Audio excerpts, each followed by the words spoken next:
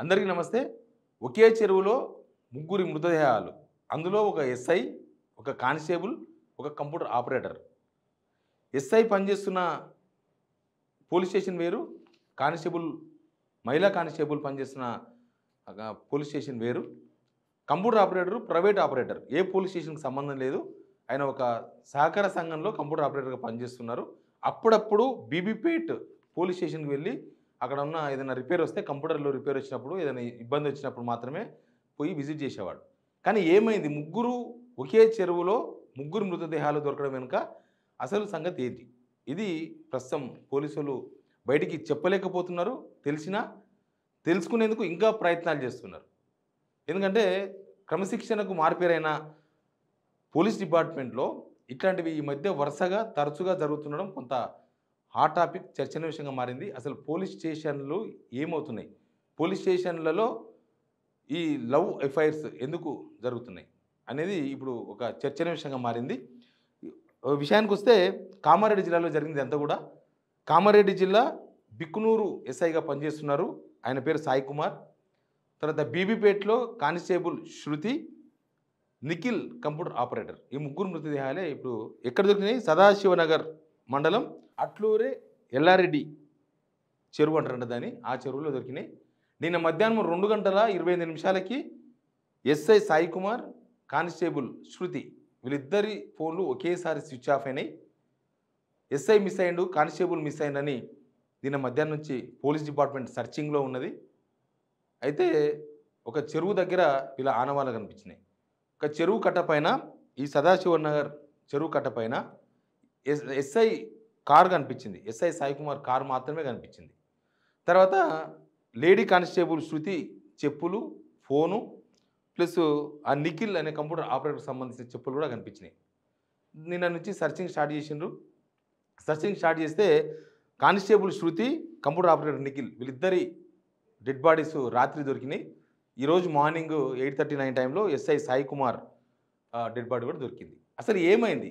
ముగ్గురు ఒకే చెరువులో ముగ్గురు మృతదేహాలు ఎందుకు దొరికినాయి? దీనిపైన పోలీసులకు చాలా సమాచారం ఉన్నా చెప్పలేకపోతున్నారు.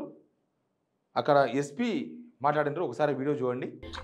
లేట్ ఈవినింగ్ నుంచి మనకు వచ్చిన ఇన్ఫర్మేషన్ ప్రకారం 3 persons బీబీపేట్లో పనిచేస్తున్న women PC Shruti and Bibipet native person Nikhil and SHO Biknoor Sai Kumar ముగ్గురు కూడా మనకి whereabouts they are not known.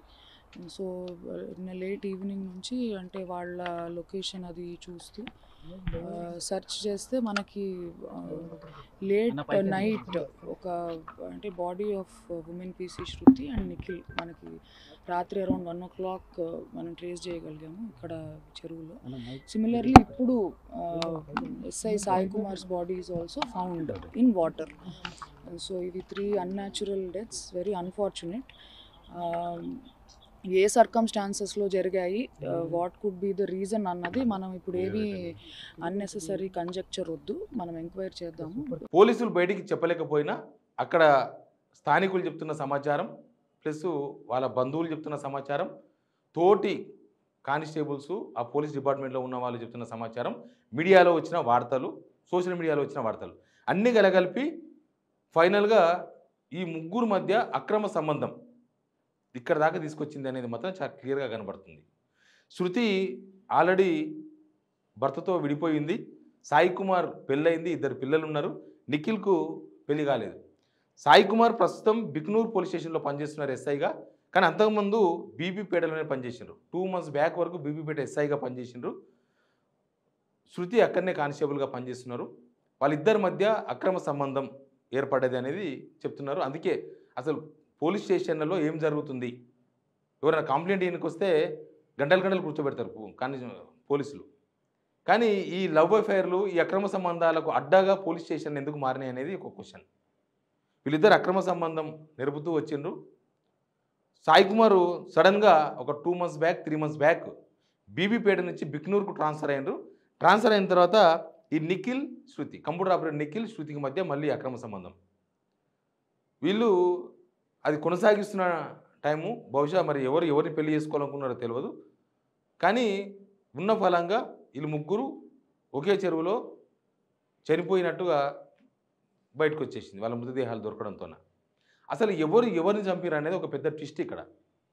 ఒకవేళ ఎస్ఐ సాయి కుమార్కు వీళ్ళిద్దరి అక్రమ సంబంధం లేకపోతే వీళ్ళ వ్యవహారం నచ్చకపోతే ఆయన వీళ్ళిద్దరిని తోసేసి ఆయన బతికి ఉండేవాడు. లేకపోతే వాళ్ళిద్దరిని తోసి ఈయన కూడా దానిలో దుంకి ఆత్మహత్య చేసుకొని ఉండాలి. ఇదొక పాసిబిలిటీ ఉంది. లేదు అంటే వీళ్ళిద్దరూ సాయి కుమార్, శృతి వీళ్ళిద్దరూ ఆత్మహత్య చేసుకుంటే ఆ విషయం తెలిసి వాళ్ళిద్దరు కలిసి ఎస్ఐని ఏమైనా బ్లాక్మెయిల్ చేస్తే ఇక ఇదంతా నా పానం మీదకి వస్తుందని చెప్పి ఆయన కూడా దానిలో దుంకి ఉండాలి.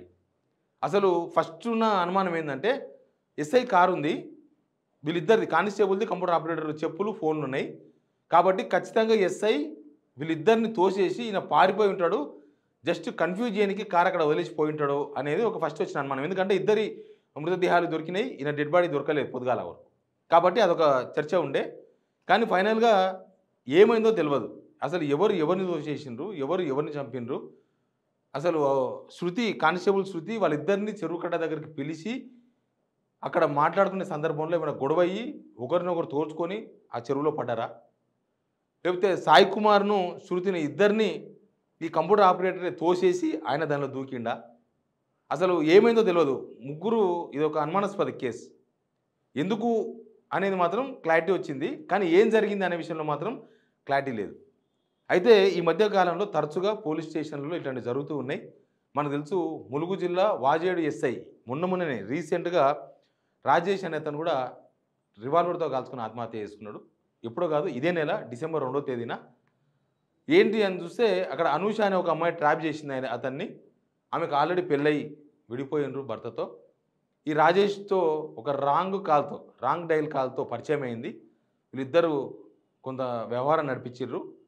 తర్వాత రాజేష్కు పెళ్ళి కుదిరింది. పెళ్ళి చేసుకుంటున్న టైంలో అనూష బ్లాక్మెయిల్ చేసింది, నన్ను పెళ్లి చేసుకో లేకపోతే నీ బండారం అంతా బయట పెడతాని. దాంతో ఆయన బతికి వేస్ట్ అని ఆత్మహత్య. ఆయన కూడా పిస్తోల్ కాల్చుకొని చచ్చిపోయిండు పక్కనే ఒక రిసార్ట్స్లో డిసెంబర్ 2వ తేదీన. ఈ నెలలో ఇట్లాంటి కేసులు 2 జరిగినాయి. ఇప్పుడు ఇక చాలా జరిగినాయి. ఈ 2 కాదు, మనకు 2017లో కుక్నూర్పల్లి ఎస్ఐ ప్రభాకర్ రెడ్డి ఆయన కూడా పిస్తోల్తో కాల్చుకొని చచ్చిపోయాడు. ఎందుకు అని అంటే ఆయనకు పెళ్ళి 2 పిల్లలు ఉన్నారు. ఆయన ఒక ఫిల్మ్నార్లో ఒక బ్యూటిషియన్తో వ్యవహారం నడిపించాడు. ఆ బ్యూటిషియన్ ఆత్మహత్య చేసుకుంది. అది నా మీదకి వస్తుందేమని చెప్పి భయపడి ఈయన ఆత్మహత్య చేసుకుంది. ఇట్లా వరుసగా ఏందో జరుగుతున్నాయి. మొత్తం ఈ మధ్యకాలంలో చాలామంది పోలీస్ ఆఫీసర్సు, పోలీస్ కానిస్టేబుల్స్ చాలామంది సస్పెండ్ కూడా అయ్యారు ఇట్లాంటి కేసుల్లో. ఒకరిని గెలుపుకోవడము, అక్రమ సంబంధాలు, లేకపోతే కేసులు పెట్టడానికి వచ్చిన లేడీస్తో అక్రమ సంబంధాలు, వాళ్ళ వీక్నెస్ను వీళ్ళ కోరికలు తీర్చుకోవడానికి వాడుకోవడము, ఇట్లాంటి చాలా జరిగినాయి. అసలు తెలంగాణ పోలీస్ డిపార్ట్మెంట్లో ఈ మధ్య కాలంలో ఎక్కువ జరుగుతున్నాయి. లాస్ట్ 1 year నుంచి ఇంకా ఎక్కువ జరుగుతున్నాయి ఇట్లాంటివి. ఎవరో వేధించడము, లేకపోతే అక్రమ సంబంధాలు పెట్టుకోవడము, కేసులు పెట్టుకు వచ్చిన వాళ్ళతో ఆ దగ్గర ఉండే ఆ షాపుల వాళ్ళని అక్రమ సంబంధాలు పెట్టుకోవడం, ఈ రకరకాలు చాలా కేసులు వచ్చినాయి. చాలామంది సస్పెండ్ అయ్యారు. అయినా సరే అన్నీ వస్తున్నాయి. కొన్ని కేసులు మాత్రం ఇట్లా చావు దాకా పోతున్నాయి. అసలు పోలీస్ డిపార్ట్మెంట్లో ఏం జరుగుతుంది? పోలీస్ స్టేషన్లు న్యాయానికి ప్రతీకగా, న్యాయం జరుగుతుంది ఇక్కడ పోతే న్యాయానికి అడ్డంగా ఉండాల్సిన ఈ పోలీస్ స్టేషన్లు ఈ లవ్ అఫైర్లకి లేకపోతే అక్రమ సంబంధాలకి అడ్డాలుగా ఎందుకు మారుతున్నాయి తెలంగాణలో? దీని మీద ఖచ్చితంగా ప్రభుత్వం కాన్సన్ట్రేషన్ చేసిన అవసరం ఉంది. పోలీస్ డిపార్ట్మెంటు ఎందుకు క్రమశిక్షణ తప్పింది? అలాగందరికి ట్రైనింగ్ ఇచ్చి, కానిస్టేబుల్స్కి, ఎస్ఐస్కి అందరికీ ట్రైనింగ్ ఇచ్చి అందరిని సోదరభావంతో మెలగాలి అని ఒక దగ్గర పనిచేస్తున్నప్పుడు ఉండాలి. అట్లాంటి చాలా నేర్పుతారంట. ఒక కానిస్టేబుల్తో మాట్లాడితే చెప్తున్నారు. మరి ఆ ట్రైనింగ్ అంతా ఏమవుతుంది? ట్రైనింగ్లో లోపం ఉందా? లేకపోతే ట్రైనింగ్ అయిపోయిన తర్వాత వాళ్ళు పోస్టింగ్కి వచ్చిన తర్వాత అక్కడ ఉండే అట్మాస్ఫియర్, పోలీస్ స్టేషన్లో ఉండే అట్మాస్ఫియర్ ఎందుకు పాడవుతుంది? ఎందుకు ఇట్లాంటి అక్రమ సంబంధాలు లేకపోతే ఇక్కడ దాకా చావు దాకా పోతున్నాయి అనేది మాత్రం ఒక పెద్ద చర్చ జరగాల్సిన అవసరం ఉంది. ముందు పోలీస్ డిపార్ట్మెంట్లో ప్రక్షాళన జరగాల్సిన అవసరం అయితే చాలా క్లియర్గా కనబడుతుంది. Please subscribe signal TV.